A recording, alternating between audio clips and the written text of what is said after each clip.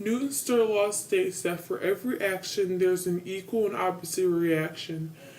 Here in this video, you see 8 girls all getting ready to compete in the 100-meter dash. You can see how their feet pushes off the starting blocks and the blocks push off their feet. The further they go, they positively accelerate. Also, as the girls are running, their feet are applying force to the ground as well, and the ground is applying force to their feet. In this free body diagram, you have the foot's force as 5 newtons pushing to the right and the block's force as 4 newtons pushing to the left. This is an imbalanced force because the foot is applying a greater amount of force to push off from the block. Shot put is a good example for Newton's second law of motion.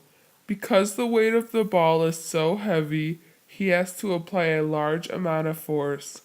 The ball positively accelerates when thrown in the air, then quickly negatively accelerates as it comes to a stop by hitting the ground.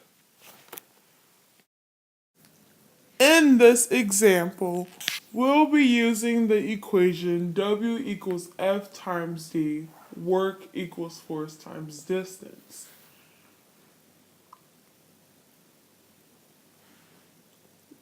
We're just going to say that the force is going to be 18 newtons and the distance is going to be 50 meters.